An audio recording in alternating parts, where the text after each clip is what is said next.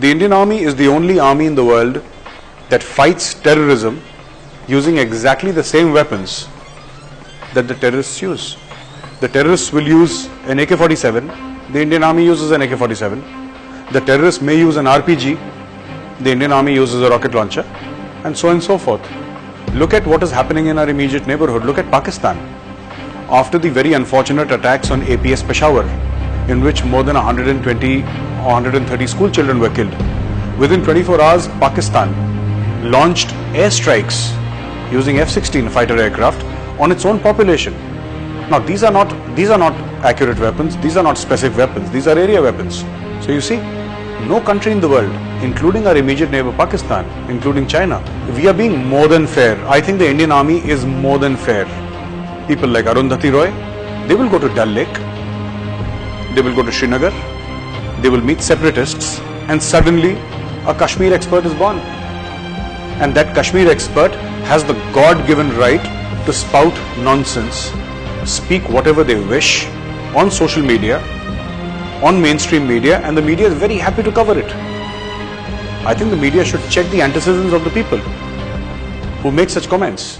They say that दुनिया में कतील उससा मुनाफिक नहीं कोई जो जुल्म तो सहता है बगावत नहीं करता. It is our moral duty to fight against wrong, and that is what we are doing. We are countering malicious narrative which has been going on for 68 long years.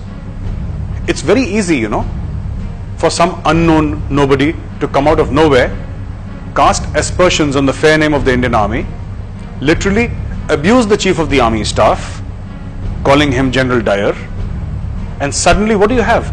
You have stardom for free. Suddenly you become the darling of the left-leaning intelligentsia of this country. You become the darling of certain sections of the mainstream media. And what have you paid for it? You paid nothing. It's free of cost. All you need to do is abuse the Indian Army. And that is what these people have been doing. They must be countered. They have to be countered. I think there is also amongst the Indian bureaucracy, there is this fear of the unknown. They don't understand the Indian Army. It is a highly disciplined force. The Indian Army will not make a loose comment. They will not comment on things which are going on, perhaps an operation, perhaps a problem with the civilian administration. The Army never comments. And I think the silence has been taken for granted by too many people. When the NIA conducted this series of raids across Kashmir, also Sonipat, also Delhi, you can't just have counter-insurgency operations without targeting the source of the funds. How are these funds generated? Because everybody needs to be paid. Nobody is doing it for free. The terrorist who's storming an army camp is not doing it for free. The stone pelter who's throwing stones is not doing it for free. The Hurriyat certainly is not doing it for free. Nobody's doing it for free.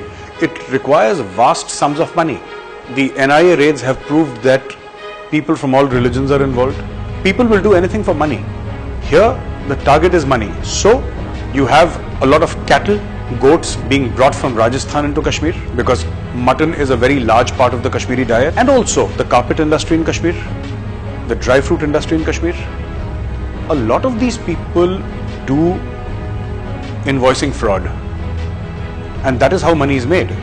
So typically, for something that costs 50 lakh rupees, they will pay 2 crore rupees and then get back that 1.5 crore rupees, or maybe 1.25 crore rupees after giving that man his cut and after making sure that he's comfortable.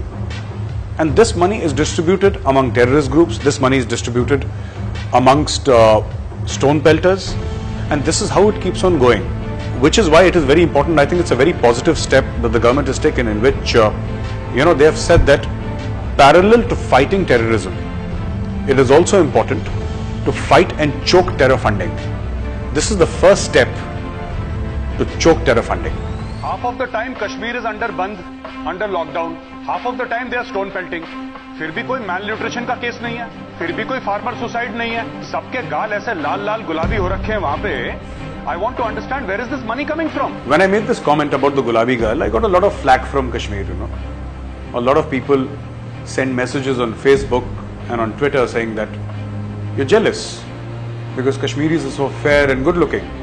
I said, you're fair and good looking, God bless you. But that is not the point. You know, in that entire debate, you've got just one piece, one small piece, a small part of a sentence, and you're playing it up. You know, the main thing is, where is the money coming from? How do you survive in Maharashtra, in Telangana, in Andhra Pradesh, which are, by the way, well-to-do states? There are farmer suicides when there is failure of monsoon, when farmers cannot pay back the loans that they take from local loan sharks. Have you heard of such a case in Kashmir? No. Where is this money coming from? That is what I want to ask the separatists. This is my question. The point is not whether you're fair and beautiful. If you're fair and beautiful, God bless you, good for you. लेकिन ये हराम का पैसा कहाँ से आ रहा है? इसका जवाब किसी ने नहीं दिया। और यही हमें सवाल का जवाब ढूंढना है, और NIA जो है वो भी यही सवाल का जवाब ढूंढने गई थी श्रीनगर, दिल्ली, सोनीपत। ये हराम का पैसा आ कहाँ से रहा है? कौन दे रहा है पैसा? Who's keeping this entire so-called आजादी comedy afloat? Who's funding it? मैं कश्मीर के उस हर संगबाज से मुखातिब हूं जो पैसा लेके पत्थर फेंकता है।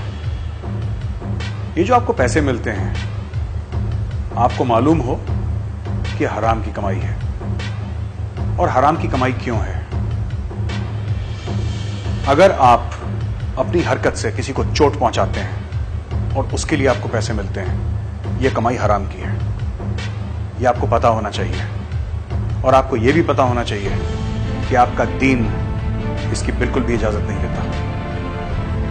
Many people have commented that the Indian Army is getting increasingly more aggressive in Kashmir.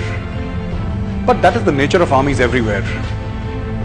General Bipin Rawat leads 1.3 million warriors.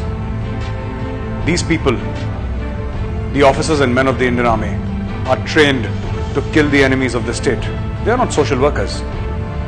The Indian Army is the last argument of the state.